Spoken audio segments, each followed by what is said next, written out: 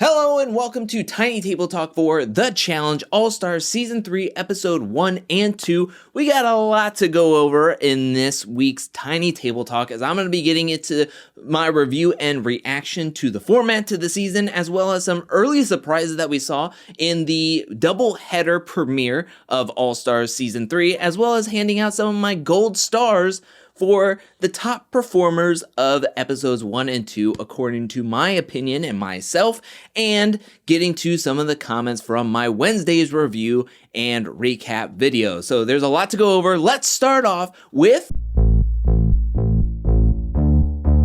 So I'm going to throw this out right now. There's little that All Stars can do that makes me dislike the show. Right? I think there's so much to critique with the main challenge season that's on MTV, but when it comes to All Stars, I just feel like it's done such a good job, minus the mishaps that happened at the end of All Stars Season 2. I love that they jumped into this 2 episodes and decided to give us a doubleheader. It makes me question why they didn't give us a doubleheader in All Stars Season 2, because they cut that episode in half, right? We didn't get an elimination in episode 1 of All Stars Season 2. We had to wait a week to get the resolution of who would be the first 2 players leaving the season.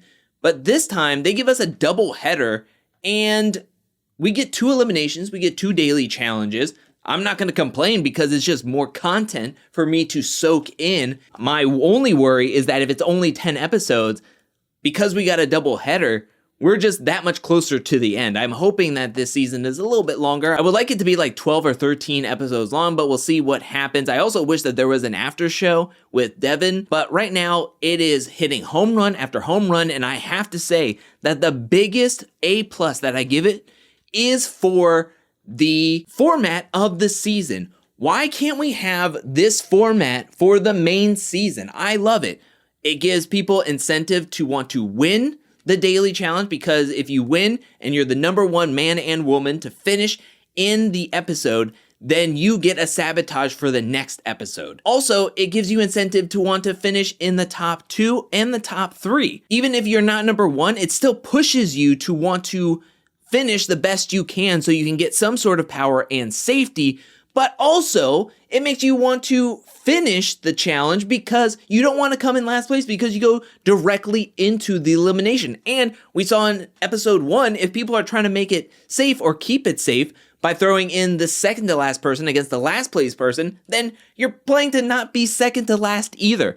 But this season is going to get cutthroat. This season is going to get messy very quickly. So I think that that's going to be thrown out the window, and players are going to start dividing into alliances to the point where you want to win into the authority so you don't get sent in, because I don't think anybody is off the table when it comes to the authority, because we saw in the trailer at the end of episode 1, we also saw in some of the trailer from a few weeks ago when they dropped all the information on us that this game is going to get messy. This game is going to get cutthroat. So players are going to look for alliances because no one is going to be safe, and it's all going to come down to who's in the authority. I love this format. I love this season. I've loved the daily challenges so far. I like the eliminations so far. Right now, All Stars 3 is at an all-time high for me. Like, this is an incredible cast. This is an incredible season so far. I know it's only 2 episodes, but I'm just loving everything, especially the format. And I would love to see this format happen in the main season. It just makes so much sense. And to me, All Stars 3 is hitting on all levels, and I just love it, especially the format. If I can't have the kill card, I want this format for the main season. All right, let's get into some early surprises to me. And one of them is Mark being voted in the second episode. Mark has been pretty solid in the challenges thus far on the season. Also, we've seen Mark not be sent into the elimination at all early on in any season he's ever been on. He's always been the friend. He's always had good social game. Heck, he's only seen 2 eliminations in his challenge career. I think Mark is going to change up his strategy. I think he's going to start playing politics, and he's going to get into an alliances, maybe with Wes. He seemed to like Wes in episode 1. Sylvia is killing it in these puzzles. I mean, I am surprised. I remember watching Sylvia back in season 29, Vendettas, and I guess I just never really went back and took in her performances back then. I knew she was a strong competitor from when I watched her go into that elimination against Melissa, and Melissa was taking some dirty shots at her, but Sylvia was able to get that win regardless. And coming into this season, Sylvia is doing a great job. I mean, she does have an age advantage being a younger competitor, but she is crushing it on these puzzles. Yes, she couldn't swing very far. To me, I was very impressed with her performances in the seasons. Now, speaking of bigger personalities, I want to talk about the Wes and Yes rivalry. Now, Yes in season 1 was very chilled. Yes, coming in, wanted to really be under the radar. But he knew coming into this season, after winning season 1 and after taking season 2 off, he was going to come into this season and he was going to have to play a completely different game. And he's coming in, he is crushing it on the puzzles, and he's making lines in the game against Wes, it looks like. And Wes, during the offseason and right before the season even started, he was taking some shots at Yes online. Wes did an interview for the Rolling Stones about All-Stars coming back to being on the challenge, playing in the All-Star season, and Wes was taking some shots towards Yes's way, talking about how, he plays with Veronica, he's being manipulated by Veronica, but also he was talking about how Yes is a dangerous human, as Yes portrays himself as this innocent person, this sheep in wolf's clothing, but really he's as cutthroat as any of us, but he hides it. And Wes calls him a dangerous human without any context. That was kind of shocking to me to see that, because I didn't know what was going on, because in season 1 we didn't see any of that. Yes doesn't like Wes, and to me, I think that we see a little bit of Yes and Jordan kind of forming this alliance with each other. MJ in the first authority meeting brings up Jordan's name. Wes was like, I kind of do want to say Jordan's name at some point, but Yes is like, I don't want to take a shot at Jordan. Then in the second episode, we saw Yes put the puzzle together. That's when Jordan was like, yes, good job. And I think that Yes is going to be so against Wes, looking at him as an evil competitor, a cutthroat competitor, a dirty player for liking sabotage, liking to play a cutthroat game, where Wes is like, you like the same things, you like to do the same things, but you're portraying yourself as this very quiet, meek person. And so this is going to be a huge contention within the game, because I think that we could see this blow up of Yes, possibly Jordan and Naya, Veronica on one side, and then Wes, Nehemiah, Melinda has left, so maybe Brad, Mark on the opposite side, and each are going to try to collect numbers, and within those two alliances and divisions in the house, there's going to be even more divisions within the house and in their alliances. It's going to be a messy game. I'm loving this rivalry. My initial thought was that we were going to see Wes have some troubles with Jordan, of course, because of what happened in Total Madness. They have never seen eye to eye with each other, but my early surprise is Yes's gameplay.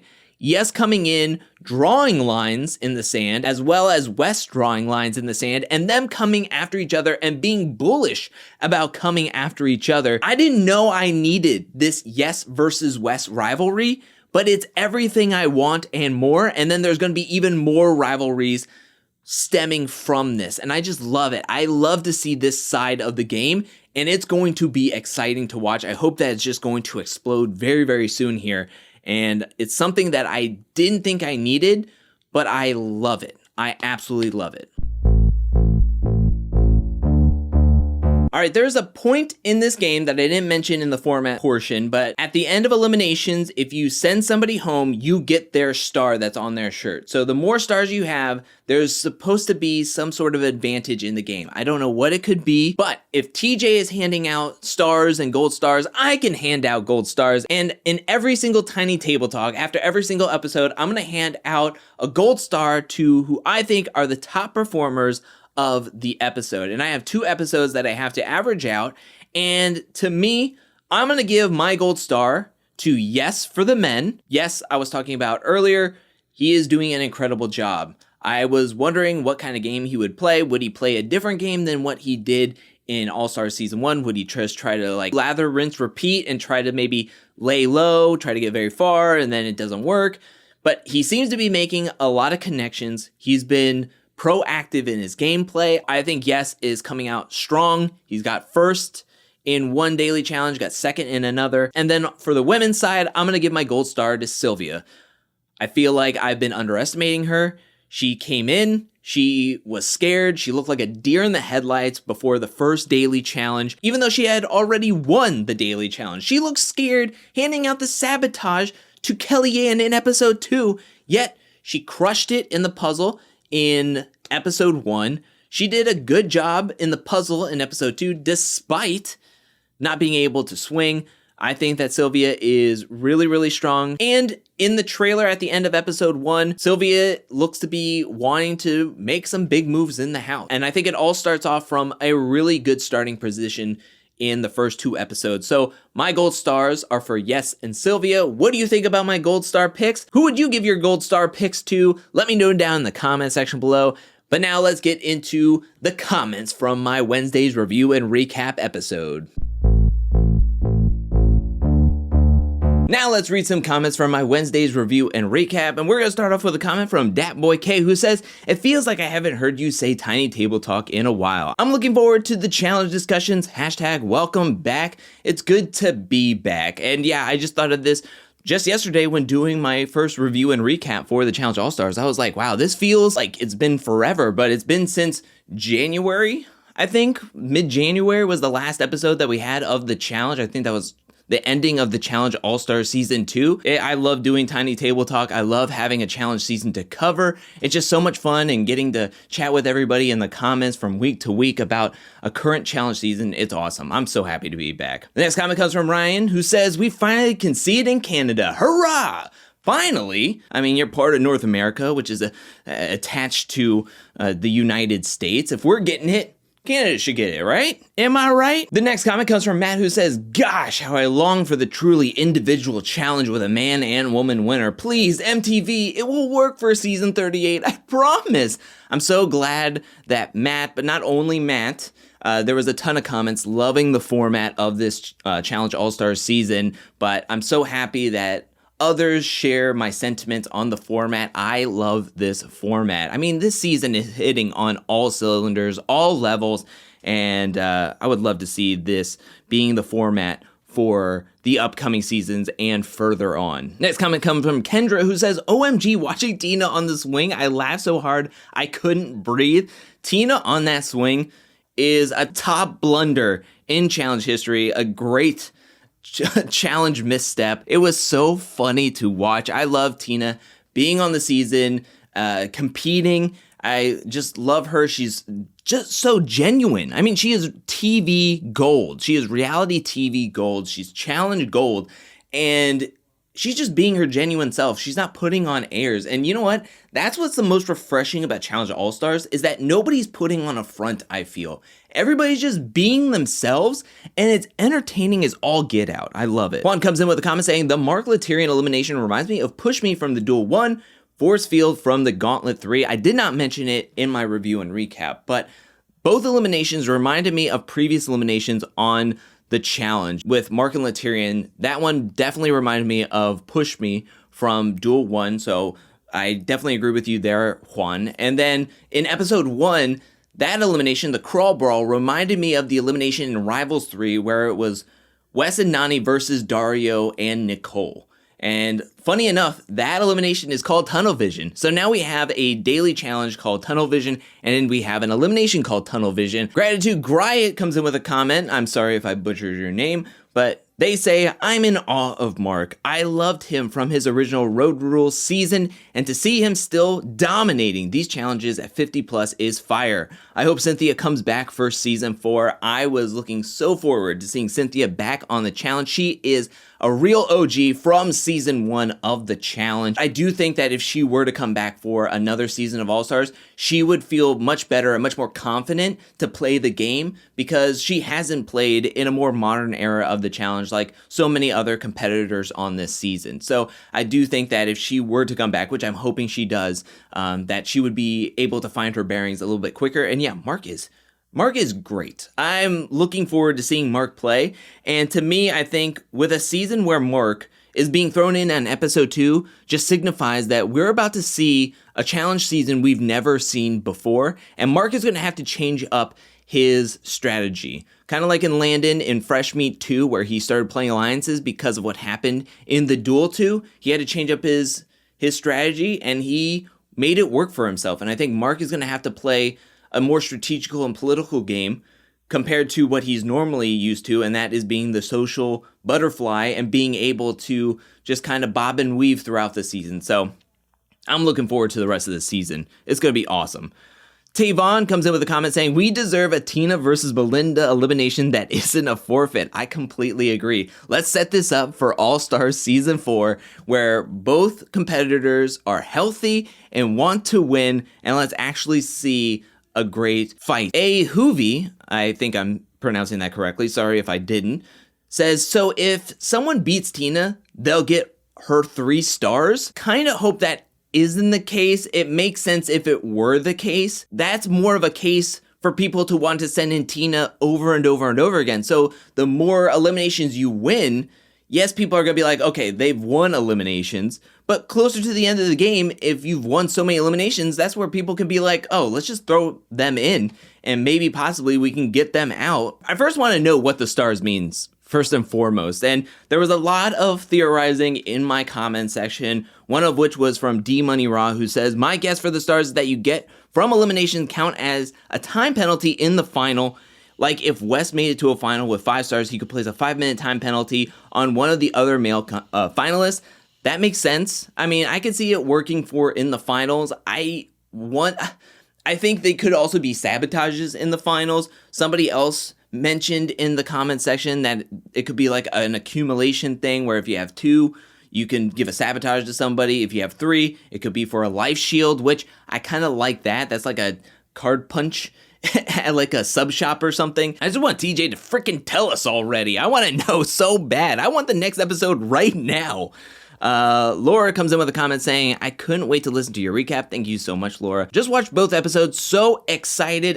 The preview for what's to come later this season when TJ said he's bringing in some reinforcement. And then bananas. Yes. That trailer of the what's to come super trailer that came after episode 1 is huge. And Brian also has a comment about it and saying, we are going to talk about the preview with bananas in it. I wasn't going to talk about it in my review and recap because I had so much to go through in both episodes, having to cover both episodes in one video. Tomorrow, Friday the 13th, May 13th, I will be coming out with a shot-for-shot trailer breakdown for the What's to Come trailer and the super trailer. So be sure to be on the lookout for that. It's going to be coming out Friday, May 13th, and I go into detail, I go into theories, I go into every shot. And the final comment comes from 330 Wiz, who says Brad's beard is out of control right now. I feel like, am I the only one that gets the shivers when Brad does the wide eye and he has the big beard, the wide eye? It makes me feel like he's one of those guys in a horror movie that's trying to tell the children to not go to the old house at the top of the hill. But Brad's beard is going to be out of control next episode when they're doing the mud pit and the mud's just getting all just caked into his beard. Ugh, it makes me sad for that beard because he's going to have to do some real maintenance and care to it once he gets back to the challenge house after that challenge. He's going to have to get some beard shampoo, get some beard conditioner, have to comb it through with a wooden comb and really take care of it. Maybe put some leave-in conditioner in it. Oh, man, just thinking about it. But that is it for Tiny Table Talk for this week. What'd you think about this episode? Let me know down in the comment section below. What are your theories about the stars that people get? Let me know anything and everything you feel about this season down in the comment section below. I love reading comments from everybody, so please leave me any and all comments. I also want to give a special shout out. Thank you to everyone who supports me over at patreon.com/angelcakevids. Thank you for your support. Thank you for your generosity. And thank you for watching this video up to this point. I'll be back really soon with more challenge content, more content in general, but until then, peace.